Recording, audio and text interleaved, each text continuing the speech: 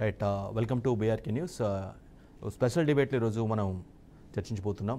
ప్రధానంగా అరకు పార్లమెంట్ సంబంధించి అరకు పార్లమెంట్ పరిధిలో ఉన్నటువంటి నియోజకవర్గాలు కావచ్చు, అక్కడ ఉన్న పరిస్థితులు కావచ్చు, ఏజెన్సీ ప్రాంతాలు, అక్కడ ప్రతిసారి ఎన్నికలు జరుగుతూ ఉంటాయి, ఎవరో ఒకరు ఎన్నికవుతూ ఉంటారు. కానీ ఆ సమస్యలు మాత్రం ఎప్పుడు కూడా ఎక్కడ వేసిన గొంగలు అక్కడే ఉన్నట్లుగానే కొనసాగుతున్న పరిస్థితి కనిపిస్తుంది. ఎందుకంటే అక్కడ చూడొచ్చు, ఇప్పటికీ కూడా కనీస సదుపాయాలు లేని పరిస్థితులు చాలా ఉన్నాయి. చాలామంది ఇబ్బంది పడుతున్న పరిస్థితుల్లో డోలీల ద్వారా ఇప్పటికీ సరైన రోడ్డు మార్గం లేక ఆ డోలీల ద్వారా తీసుకెళ్ళి ఈ లోపలనే గర్భిణులు కానీ బాలింతలు కానీ చాలా ఇబ్బంది పడిన పరిస్థితులు అయితే కనిపిస్తుంది. ఇప్పటికి కూడా సరైన రోడ్లు ఉండవు, స్కూళ్ళు కూడా ఉండని పరిస్థితి. అరకు పార్లమెంట్ పరిధిలో ఉన్నటువంటి చాలా ప్రాంతాల్లో మనకి చాలా కష్టాలు. అరకు లోయకి ఎంత ప్రత్యేకత ఉందో అట్ ది సేమ్ టైం ఆ పార్లమెంట్ పరిధిలో ఉన్న కష్టాలు కూడా చాలా అందాల అరకులోయకి అన్ని కష్టాలు ఉన్నాయా అనే సందేహాలు నివృత్తి అవుతున్నాయి. రైట్, ఇవన్నీ చూసిన ఒక వ్యక్తి, ఒక నేత, ఒక వృత్తిపరంగా అతను డాక్టర్. యాక్చువల్గా ఆయన ఒక డాక్టర్, మంచి జాబ్ చేశారు. చాలా రోజులుగా చాలా కాలాల పాటు, చాలా సంవత్సరాల పాటు అక్కడ ఉన్నటువంటి ఏజెన్సీ వాసులకు కానీ ఆదివాసులకు కానీ ఆయన వైద్య సేవలు అందించడం కానీ చేశారు. ఆ తర్వాత ఇది నాకు సాటిస్ఫాక్షన్ ఇవ్వలేదు, మరింత సేవలు చేయాల్సిన అవసరం ఉంది అని ఆయన రాజకీయ రంగ ప్రవేశం కూడా చేశారు. ప్రస్తుతం బీజేపీ నేత కూడా కొనసాగుతున్నారు. అరకు ఆవేదనపైన, అరకులో ఉన్న పరిస్థితులపైన మనతో పాటు మాట్లాడేందుకు డాక్టర్ హేమనాయక్ గారు, బీజేపీ నేత డాక్టర్ హేమనాయక్ గారు సిద్ధంగా ఉన్నారు. నమస్తే అండి హేమనాయక్ గారు.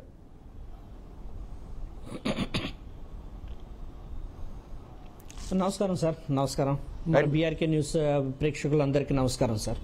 సార్, మీరు వైద్యుడిగా మంచి పేరు తెచ్చుకున్నారు, మంచి పేరు సంపాదించుకున్నారు, ప్రజలతో చాలా మమేకమయ్యారు. అయినప్పుడు కూడా మీరు ఆ సర్వీస్ 20 సంవత్సరాల సర్వీస్ ఉన్నప్పుడు కూడా దాన్ని వదిలేసి రాజకీయ రంగ ప్రవేశం ఎందుకు చేయాల్సి వచ్చింది? మిమ్మల్ని అరకులో ఎటువంటి పరిస్థితులు మిమ్మల్ని మీరు చూసి చలించిపోయారు అంటే ఏం చెప్తారు?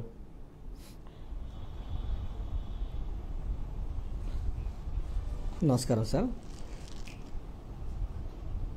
సార్, ఒకటి, మన ట్రైబల్ గిరిజన అభివృద్ధి అనేది మేము చాలా ఏరియాలో నేను పనిచేశాను సార్ నా సర్వీస్లో. ఒక సైడ్ ఏమో మన శ్రీకాకుళం, శ్రీశైలం ఆ బెల్ట్లో కూడా చేయాల్సి వచ్చింది సార్. అది కూడా ఐటీడీఏ కింద చేశాము. అదేవిధంగా మన ఈ బెల్ట్లో చూసుకుంటే నేను కొంతకాలంగా నేను పాడేరు ఆ బెల్ట్లో కొన్ని మెడికల్ క్యాంపులు పెట్టాల్సి వచ్చింది సార్. సపోజ్ ఆ పరిస్థితుల్లో మేమేం చేశామంటే సార్, మెడికల్ బ్యాక్గ్రౌండ్ అంటే ఆరోగ్యపరంగా వృత్తి మాత్రమే చేయగలిగాము. కానీ అక్కడ రియల్ ప్రాబ్లం ఏంటంటే ఒక ఆరోగ్యమే కాదు. సపోజ్ ఏంటంటే అక్కడ ఒక చిన్న మలేరియా వచ్చింది అనుకోండి సార్, మలేరియా నుంచి ఏంటిది రియల్గా ఏంటి మలేరియాను కొన్ని ప్రికాషన్ తీసుకుంటే సరిపోతుంది. కానీ అది ఎవరు చేయాలి? ఒక డాక్టర్ చేయాల్సింది కాదు, ఒక పొలిటీషియన్ చేయాల్సిన పనులే సార్ అయ్యి. అందుకని ఏంటి తెలుసా, మనకు చూస్తూ ఉంటే ఒక రాజకీయంలో రావటానికి అదొక ప్రేరక కారణం సార్. రైట్, ఇన్ని సంవత్సరాలుగా ఆ విధంగా నేను రాజకీయం రావాల్సి వచ్చింది. అరకు పార్లమెంటు ఏర్పడి చాలా సంవత్సరాలు అవుతుంది, చాలా దశాబ్దాలు అవుతుంది. కానీ ఇప్పటికి కూడా అరకు పార్లమెంట్ పరిధిలో అభివృద్ధి ఎందుకు చేయలేకపోయారు, ఎందుకు నేతలు చేయలేకపోయారు అంటే మీరు ఏం సమాధానం చెప్తారు?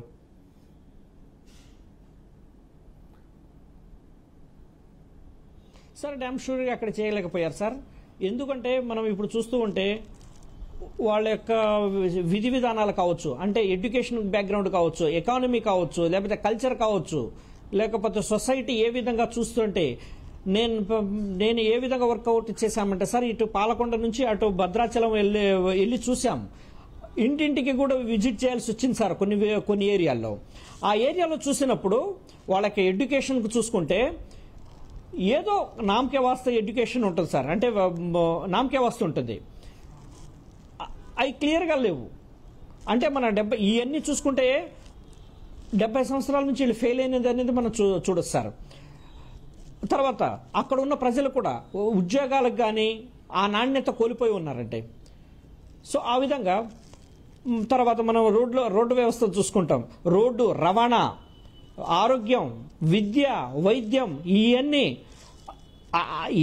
1940 మనకి స్వతంత్రం ఎప్పుడు వచ్చిందో ఆ టైంలో ఏముందో ఈ టైంలో కూడా ఎంతో కొంచెమే ఇంప్రూవ్మెంట్ అయింది, కానీ అంతకంటే ఎక్కువ అవ్వలేదండి. సో ఇవన్నీ మనం గత 5 సంవత్సరాలు కూడా చూసుకుంటే 5 నుంచి 10 సంవత్సరాలు చూసుకుంటే ప్రజలు ఎట్టా ఏ విధంగా ఆవేదన చెందుతున్నారో మనం చూస్తూ ఉన్నాం అక్కడికి వెళ్ళి. సో ఏ కుటుంబం కూడా అంటే ఒక మైదాన ప్రాంతంలో ఏ విధంగా డెవలప్ అయ్యారో ఆ విధంగా డెవలప్ అవ్వకుండా ఉన్నారు సార్ అక్కడ. సో హేమనాయక్ గారు, మీరు ఏజెన్సీ వాసులతో ఆదివాసులతో డాక్టర్గా చాలా ఈ విధంగా 70 సంవత్సరాలు సార్ చాలా దగ్గరగా మీరు మెలిగారు. మీరు కానీ అక్కడ అబ్జర్వ్ చేసిన పరిస్థితులు ఎలాంటి, ఎగ్జాక్ట్గా చెప్పాలంటే ఏం చెప్తారంటే కనీస వసతులు ఇప్పటికీ ఉన్నాయా మీరు అబ్జర్వ్ చేశారు? ఎందుకంటే మీరు చాలా క్లోజ్గా వారితో కలిసిన పరిస్థితులు అయితే చూసాం, మేము అబ్జర్వ్ చేసాం కూడా.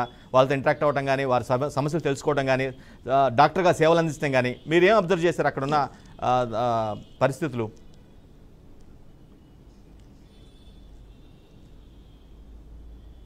సార్ ఒక చిన్న మాట ఏంటంటే, Araku parliament is different from other parliament. అంటే 25 టోటల్ మన ఆంధ్రప్రదేశ్లో ఉన్న 25 పార్లమెంట్లో 24 ఒక సైడ్ ఉంటుంది సార్, ఒకటి మాత్రం ఒక సైడ్ ఉంటుంది, అదే అరకు పార్లమెంట్. ఎందుకంటే తెలుసా, అరకు పార్లమెంట్లో 91.1% ఆఫ్ పాపులేషన్ రూరల్లో బతుకుతారు, అంటే గ్రామాల్లో బతుకుతారు. ఈ గ్రామాల్లో మనకు డెవలప్ చేయకపోతే ఆ పార్లమెంట్ మొత్తం అభివృద్ధి చెందదని నా యొక్క అభిప్రాయం సార్. ఈ గ్రామాల్లో ఫస్ట్ రోడ్డు వ్యవస్థ బాగలేదు సార్. ఈవెన్ సెంట్రల్ గవర్నమెంట్ చేస్తున్న ఒక పథకం ప్రధానమంత్రి గ్రామ సడక్ యోజన కూడా ఇంప్లిమెంట్ చేసుకోకుండా ఈ విధంగా మనం డెవలప్ లేని పరిస్థితుల్లో చూసాం. ఒక్క రోడ్డు వ్యవస్థ బాగుంటే వాళ్ళ యొక్క ఎకానమీ కావచ్చు, వాళ్ళ యొక్క ట్రాన్స్పోర్ట్ సిస్టమ్ కావచ్చు, వాళ్ళ యొక్క మెడికల్ సిస్టమ్ కావచ్చు, ఇవన్నీ ఇంప్రూవ్మెంట్ చేయడానికి చాలా ఈజీ అవుతుందండి. సపోజ్ ఇప్పుడు ఎవరికో వాళ్ళ ప్రెగ్నెన్సీ మెడికల్ క్రిటికల్ ఇల్లు వచ్చిందంటే సార్, మినిమం ఒక పల్లెటూరు నుంచి మెయిన్ సెంటర్కి రావడానికి మినిమం 1 గంట నుంచి 2 గంటలు పడుతుంది సార్. సో ఈ విధంగా చూసుకుంటే ఏదైనా ఎమర్జెన్సీ ఉంటే మరి మా మనిషి చనిపోయేంత దాకా వెళ్ళిపోతుండండి అది. రైట్ హేమనాయక్ గారు, సో ఏ పొలిటీషియన్ అక్కడికి విన్ అయినా ఆ 5 సంవత్సరాలకే పరిమితం అవుతున్నారు. రైట్ హేమనాయక్ గారు, మీరు బీజేపీ నేతగా ఉన్నారు, డాక్టర్గా ఉన్నారు, బీజేపీ నేతగా కొనసాగుతున్నారు, సర్వీస్ బాగా చేస్తున్న పరిస్థితి కనిపిస్తుంది. ఒకవేళ బీజేపీ అధినాయకత్వం మీకు అరకు ఎంపీ టికెట్ ఇస్తే అరకు ప్రజల కోసం మీరు ఏం చేయబోతున్నారంటే ఏం చెప్తారు?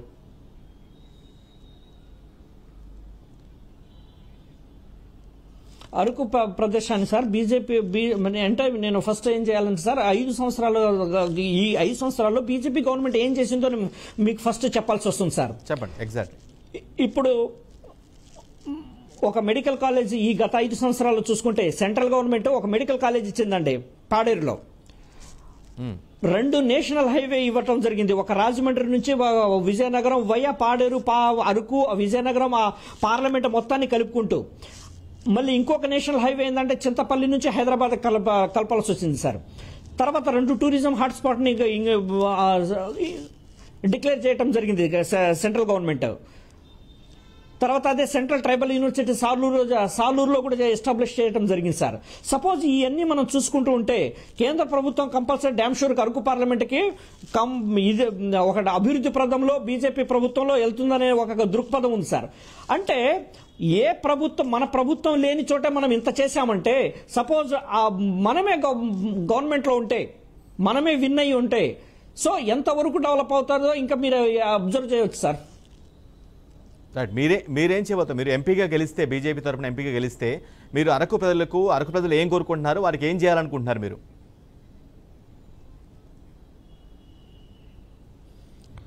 సపోజ్ ఇప్పుడు మనకి ఇప్పుడు పెద్ద హాట్ టాపిక్ ఏంటంటేనండి, ఇక్కడ జీవో నెంబర్ 3 అనేది ఒకటి ఉందండి.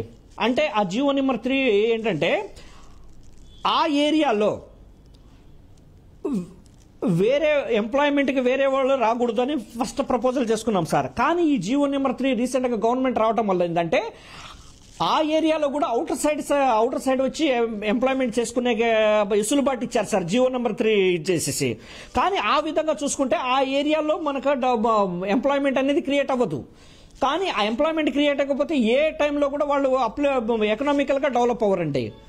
సో ఈ ఫస్ట్ జీవో నెంబర్ 3 మీద కొంచెం పునరాలోచన చేసే విధంగా మనం ప్రయత్నిస్తాం సార్. అదేవిధంగా ప్రతి పల్లెటూరికి రోడ్డు, రవాణా, medical facility, economical marketing, tribe గిరిజన ఒక కల్చర్ యూనివర్సిటీ, తర్వాత కల్చర్ టూరిజం యూనివర్సిటీ, ఇవన్నీ తర్వాత ఒక నేషనలైజ్డ్ ప్రాజెక్టులు ఏమైనా లైక్ ఐఐటి ఐఐఎంఎం కానీ అట్లాంటివి తీసుకొచ్చి ఆ ఏరియాని డెవలప్ చేయడానికి మేము రెడీగా ఉన్నాం సార్.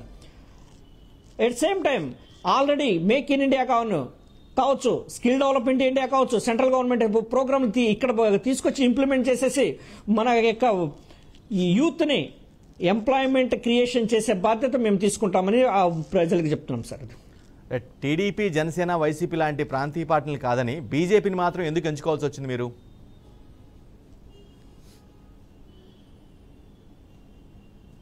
అదే సార్, ఇప్పుడు నేను గత 5 సంవత్సరాల నుంచి ఏం డెవలప్మెంట్ చేశామో మేము క్లియర్గా చెప్పాం. సపోజ్ ఇంకా ఏం చేయబోతున్నామో కూడా మనం మా ఎలక్షన్ మేనిఫెస్టోలో మేము రివీల్ చేస్తాం.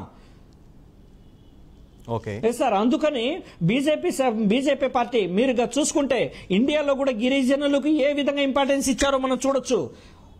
సపోజ్ ఇప్పుడు మనం చూసుకుంటే జార్ఖండ్ కావచ్చు, బీహార్ కావచ్చు, ఛత్తీస్గఢ్ కావచ్చు, మధ్యప్రదేశ్ కావచ్చు, ఈ ఏరియాలో మొత్తం గిరిజనులకు ఎంత ఇంపార్టెన్స్ సెంట్రల్ గవర్నమెంట్ కేంద్ర ప్రభుత్వం ఎంత ఇంపార్టెన్స్ ఇచ్చో చూసాం. తర్వాత దీనికి ఒక మాకు అవుట్పుట్ కూడా ఉందండి. ఛత్తీస్గఢ్ లో గిరిజనుల్లో మొత్తం 14 ఎమ్మెల్యే సీట్ అయితే ఓన్లీ మోడీ గవర్నమెంట్ కి అవుట్ ఆఫ్ 14లో 13 సీట్లు గెలిచిన స్థితి ఉందండి. అంటే అయ్యే మనకు చెప్తున్నాయి గిరిజనులకు కేంద్ర మోడీ ప్రభుత్వం ఏం చేసినా అయ్యి ఎగ్జాంపుల్ కదా. సేమ్ కాన్సెప్ట్ మేము ఇక్కడికి వచ్చి డెవలప్ చేసి మేము చూపిస్తామండి.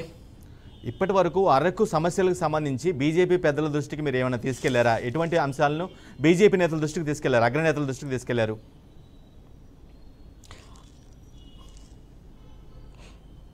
కంపల్సరీ సార్, మేము ఆల్రెడీ డిస్కస్ చేసాం మా అధిష్టానంతో. ఏంటంటే సెంట్రల్ ట్రైబల్ యూనివర్సిటీ అని సెంట్రల్ గవర్నమెంట్ 800 crores ప్రాజెక్ట్ ఒకటి ఇచ్చిందండి. ఎక్కడంటే సాలూరు దగ్గర మెంటాడ మండలంలో. కానీ రియల్ గా అది డీలిమిటేషన్ కమిషన్ తర్వాత 2026 తర్వాత అది మేబీ విజయనగరం డిస్టిక్ వెళ్ళటానికి ఛాన్స్ ఉంది. దానికి ప్రివెంట్ చేయడానికి మేము ఇచ్చాం. ఎందుకంటే తెలుసా, సెంట్రల్ గవర్నమెంట్ గిరిజనులకు ఇచ్చిన యూనివర్సిటీ అది, మైదానాలకి ప్రాంతాలకు ఇచ్చిన యూనివర్సిటీ కాదు. మేము కంపల్సరీ దాన్ని మళ్ళీ రిట్రైవ్ చేసేసి గిరిజనులకు అందుబాటులో ఉండేటట్టు చేయడానికి మేము రెడీ చేస్తున్నామండి. తర్వాత అదే విధంగా సెంట్రల్ స్పోర్ట్ యూనివర్సిటీ తీసుకొచ్చి అక్కడ ఉండే యూత్ కి ట్రైనింగ్ ఇచ్చేసి మరి దేశ యొక్క క్రీడా స్పోర్ట్స్ ని మేము నింపడానికి మేము ట్రై చేస్తాం సార్. అది అరకు లాంటి ఏజెన్సీ ప్రాంతాల్లో బీయింగ్ ఏ జర్నలిస్టులుగా మేము ఎక్కువ చూసేది ఏంటంటే అక్కడ సరైన రోడ్డు సదుపాయాలు లేకుండా కొండలు రాళ్లలో ఆ డోలీలు కట్టుకొని వెళ్ళే పరిస్థితి కనిపిస్తూ ఉంటుంది. అటువంటి సమస్యకు ఎలాంటి పరిష్కారం చూపించాలనుకుంటున్నారు మీరు? ఎలా పరిష్కరిస్తారు అలాంటి సమస్యలని? సార్ కరెక్ట్ పాయింట్ అడిగారు సార్. అజయ్ డాక్టర్గా నేనేమంటానంటే అన్ని 7 నియోజకవర్గాలు ఉన్నాయి. అక్కడ 7 నియోజకవర్గాల హెడ్ క్వార్టర్లో ప్రాపర్ నర్సింగ్ కాలేజీలు పెట్టి ఆ ప్రాంతాలకే ఉన్న నర్సింగ్ స్టూడెంట్కి ప్రమోట్ చేసేసి ప్రతి ఊరికి ఒక నర్సింగ్ స్టాఫ్ని డిప్లాయ్ చేసేసి ఈ విధంగా ఢోలీ ప్రాబ్లం కొంచెం తగ్గించుకుంటూ మళ్ళీ ఎట్ సేమ్ టైం రోడ్డు రవాణా సంస్థను ఇంప్రూవ్ చేసుకొని అక్కడ దగ్గర ఉన్న ప్రభుత్వ హాస్పిటల్కి అనుసంధానం చేసేసి ఆ విధంగా డోలీ యొక్క ప్రాబ్లంని మేము తగ్గిస్తామని మేము ప్రయత్నిస్తున్నాం సార్. హేమనాయక్ గారు, అరకు పార్లమెంట్ పరిస్థితులను చూసినట్లయితే ప్రతి 5 ఏళ్లకు ఒకసారి వ్యక్తి మారుతున్నారు. రిపీటెడ్గా 2 సార్లు గెలిచిన వ్యక్తి లేరు అని అనుకుంటున్నాను. ఎందుకు అలాంటి ప్రజలు మార్పు కోరుకోవాలనుకుంటున్నారు? అటువంటి పరిస్థితి మారే అవకాశం ఉందా భవిష్యత్తులో అయినా?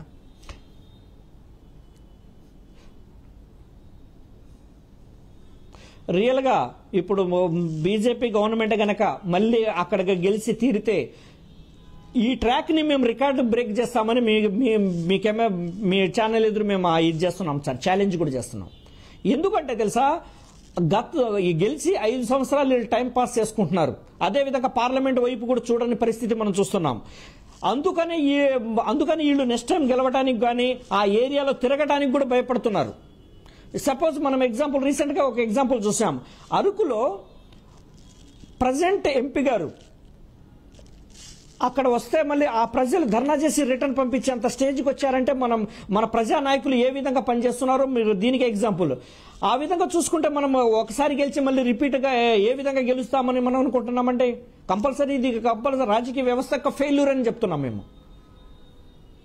రైట్. బీయింగ్ ఏ డాక్టర్గా మీరు ఒక బీజేపీ నేతగా అరకు ప్రాంతంలో ఎన్ని ప్రాంతాలు తిరిగారు, ఎన్ని నియోజకవర్గాలు తిరిగారు, ఆ నియోజకవర్గంలో ఉన్నటువంటి గ్రామాలు, ఏజెన్సీ ప్రాంతాలు ఎన్ని కవర్ చేశారంటే ఏం చెప్తారు?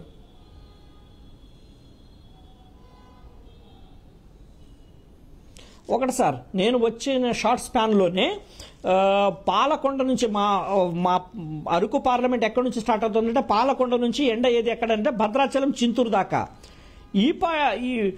నేను ఎన్నిసార్లు విజిట్ చేశానంటే ప్రతి టౌన్లకి. ఇప్పుడు సపోజ్ ఎగ్జాంపుల్ చూసుకుంటే పార్వతీపురం నేను ఈ షార్ట్ స్పాన్లో 30 టైమ్స్ వెళ్ళి ఉంటానండి. పాలకొండలో ఒక 10 నుంచి 15 సార్లు వెళ్ళి ఉంటానండి. సాలూరులో చూసుకుంటే సాలూరు టౌన్ ఒక 20 సార్లు విజిట్ చేసి ఉంటానండి. అరకు ఒక 25 నుంచి 30 సార్లు విజిట్ చేశానండి. అదే పాడేరు ఒక 25 నుంచి 30 సార్లు పనిచేశాను. నేను లీస్ట్ ఎక్కడ విజిట్ చేశానంటే 2 to 3 టైమ్స్. ఒక రంపచోడవరం, చింతూరు ఆ ఏరియాలోనే మేము విజిట్ చేశామండి. అట్ సేమ్ టైం ఈ మధ్య కాలంలోనే అన్ని మెడికల్ క్యాంపులో అన్ని పల్లెటూరుకి వెళ్లాల్సింది కూడా జరిగింది సార్. సో అక్కడ మనం ఏంటంటే ప్రజలతో మేము మమేకం అయ్యి మ్యాక్సిమం వాళ్ళ యొక్క ప్రాబ్లమ్ని మేము తెలుసుకొని దానికి హైలైట్ చేసి దానికి సొల్యూషన్ చేసేదానికి మేము ప్రయత్నించాం సార్. సపోజ్ ప్రజల నుంచి మాకు ఒకటే అనిపిస్తుంది సార్, మీ అంతా మాకు రాజకీయ వ్యవస్థలో ఇప్పుడు దాకా ఏ లీడర్ మాకు ఇప్పుడు దాకా విజిట్ చేయలేదనే క్వశ్చన్ మాకు జరిగింది సార్. విద్య అనే ఆయుధం ద్వారానే జీవితాల్లో వెలుగులు తీసుకురావచ్చు. కానీ ఏజెన్సీ లాంటి ప్రాంతాల్లో నిరక్షరాస్యత కొంత తక్కువగా ఉండే అవకాశం ఉంది. మీరు అది గమనించారా? అది గమనించి దాన్ని సార్ట్అవుట్ చేయడానికి ఎలాంటి ప్లాన్ ఆఫ్ యాక్షన్ ఉంది మీ దగ్గర?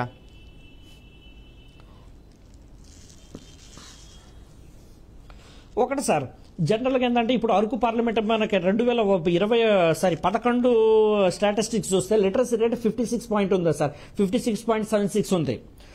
కానీ అదే ట్రైబల్ బెల్ట్లో ఉంటే అది 48 దాకా ఉంది సార్, 48%. అంటే కానీ రియల్గా ఈ 48 కూడా రియల్గా లేదని నా ఒపీనియన్. ఎందుకంటే అకార్డింగ్ టు సెన్సస్ ప్రకారంగా 7th class or more than 7th class అంటున్నారు అంతే. దానికి లిటరసీ లాగా మనం మాట్లాడుకుంటున్నాం. కానీ 7వ తరగతి చదివితే మొత్తం తెలుసుకోవాలని ఏం రూల్ లేదు. ఎగ్జాక్ట్లీ. తర్వాత మళ్ళీ లిటరసీని పెంచకపోతే literacy is the centre course of all evils as well as all development. Exactly. Development suppose అదే మిస్ అయినప్పుడు మనం ఎంత వేరియేషన్ చూపించినా డెవలప్ అవ్వదు, ఏ ఛాన్స్ లేదు. సపోజ్ నేను కొన్ని పబ్లిక్ స్కూల్స్ కూడా విజిట్ చేయాల్సి వచ్చింది సార్. స్కూల్లో కనీస వసతులు లేని పరిస్థితులు కూడా నేను చూడాల్సి వచ్చింది. అంటే లైక్ అట్లీస్ట్ పిల్లలకు వాటర్, తర్వాత కనీసం టేబుల్, చైర్స్ కూడా లేకపోయిన స్కూల్స్ కూడా నేను విజిట్ చేయాల్సి వచ్చింది సార్. ఆ తర్వాత మనకు స్కూల్స్ లో టైమింగ్స్ కూడా ఏదో 10 గంటలు 11 నుంచి స్టార్ట్ చేసేసి సాయంత్రం 2 గంటలకే క్లోజ్ చేసేయాల్సింది. సపోజ్ ఇవన్నీ చూసుకుంటే ఏ విధంగా ఆ స్కూల్స్ డెవలప్ అవుతాయి అనే క్వశ్చన్కి మా మార్క్ కూడా నాకు అనిపించే ఉంది. కానీ దీనికి అన్ని ఛాలెంజ్గా నేను తీసుకొని ముందుకెళ్ళి షార్ట్ అవుట్ చేస్తానని మాట్లాడుతున్నాం జరిగింది sir. Right. Araku BJP MP అభ్యర్థిగా హేమనాయక్ పేరు మేము చూడొచ్చా లిస్ట్లో?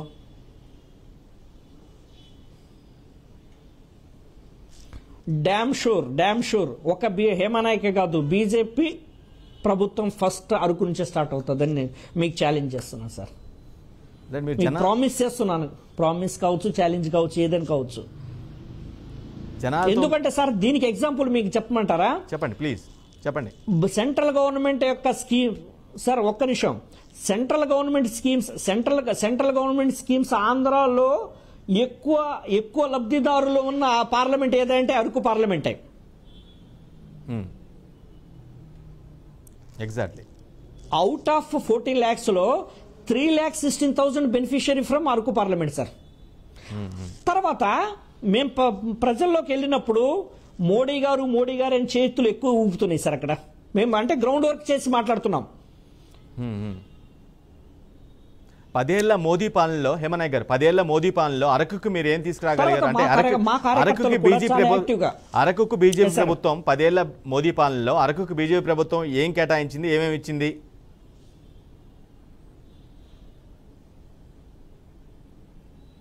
నేను ఆల్రెడీ మీకు ఎక్స్ప్లెయిన్ చేయాల్సి వచ్చింది సార్. గత 2-3 సంవత్సరాల్లోనే పాడేరులో ఒక మెడికల్ కాలేజ్ తీసుకొచ్చాం.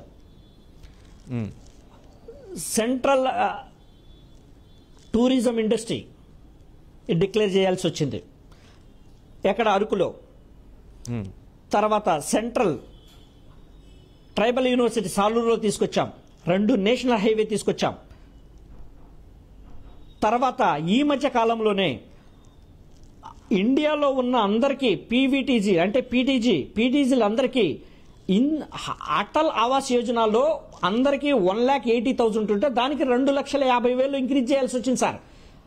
ఆ విధంగా చేస్తే అక్కడ ఉన్న పీటీజీలో ఎంత బెనిఫిట్ ఉంటుందో దాన్ని బట్టి మీరు అర్థం చేసుకోవచ్చు. ఏపీ ప్రభుత్వం సహాయ సహకారాలు అందించుంటే మరికొంత లబ్ధి జరిగి ఉండేది అరకుకి. రాష్ట్ర ప్రభుత్వం ఏమనుకుంటుందో నేను అదే సార్ ఇప్పుడు చెప్పదలుచుకుంటే అదే నెక్స్ట్ పాయింట్ అదే. మీరు కనుక ఇంకా హౌసింగ్ ప్రోగ్రామ్స్ మీరు కూడా యాక్టివ్గా పార్టిసిపేట్ చేసి ఉంటే ఇంకా కొన్ని అటల్ ఆవాస్ యోజన కింద మేము ఇంకా ప్రమోట్ చేయాల్సి వచ్చేది. అదేవిధంగా రోడ్లు ప్రధానమంత్రి గ్రామ సడక్ యోజన కూడా చేసి ఉంటే మీరు ప్రమోట్ చేసి ఉంటే ఈ రోజు ప్రతి పల్లెటూర్లకి మేము రోడ్డు వేయాల్సి వచ్చేది. సో ఇవన్నీ shortage because of state government ఇది లేదు సార్, కోఆపరేషన్ లేదని మేము ఫీల్ అవుతున్నాం. ప్రజలతో మమేకమైన వ్యక్తినే జనరల్గా వాళ్ళ నాయకుడిగా కోరుకుంటూ ఉంటారు. ఆ క్యాడర్లో మీరు ఖచ్చితంగా జనాల దగ్గర మంచి మార్కులే పొందారో అనుకుంటున్నాను, అవునా కాదా?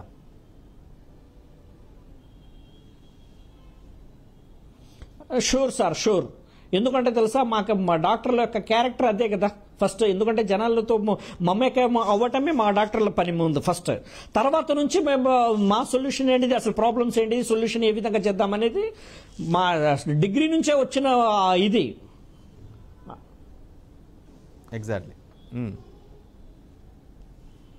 రైట్. జనాన్ని మీరు దగ్గరగా బాగా అబ్జర్వ్ చేశారు, అంటే మీరు యాజ్ ఎ డాక్టర్గా కూడా లీడర్గా కూడా వాళ్ళతో బాగా ఇంటరాక్ట్ అయ్యారు.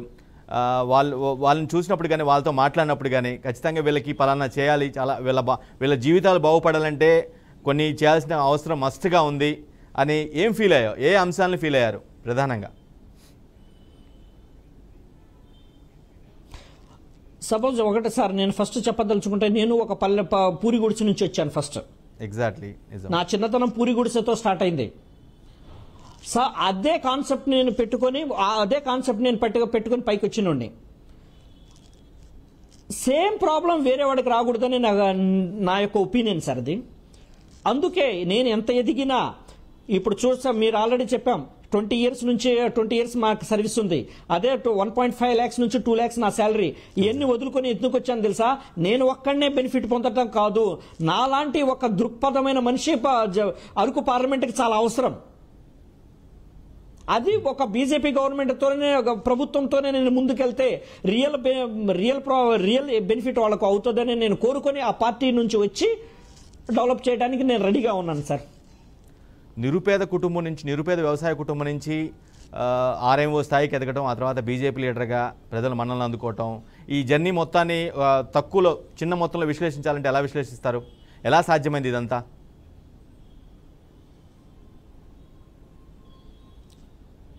నేను ప్యాషనేటెడ్గా పనిచేశాను సార్, హార్డ్ వర్క్ నేచర్తో వచ్చాను. అది ఒక ప్యాషనేట్, ఎవరి మీద ప్యాషనేటెడ్ అంటే ఒక పూర్ మీద, అంటే ఒక గిరిజనులు, ఒక పేద ఫ్యామిలీ మీద నాకు ప్యాషన్ సార్. అది ఒక్కటే కాన్సెప్ట్తో నేను అంత షార్ట్ స్పాన్లో పనిచేయాల్సి వచ్చింది. రైట్.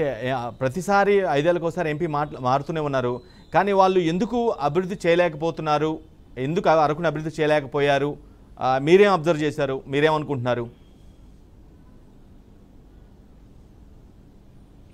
సార్ వాళ్ళకేంటంటే తెలుసా, ఇప్పుడు గత ఎంపీలు కావచ్చు, ఎమ్మెల్యేలు కావచ్చు, అవగాహన లేని మనుషులు రాజకీయంలో వస్తే ఈ విధంగా ఉందారనే బెస్ట్ ఎగ్జాంపుల్గా చెప్పొచ్చు అండి. వీళ్ళకి అవగాహన లేదు.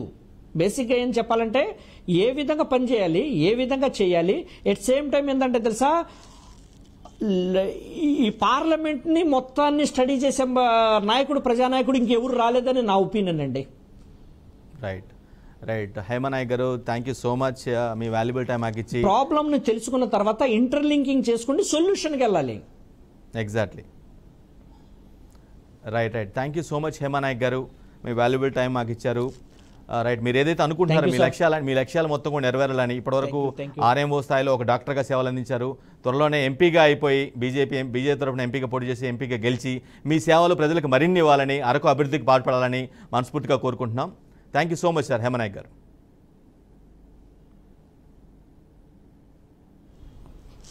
Thank you sir, thank you very much.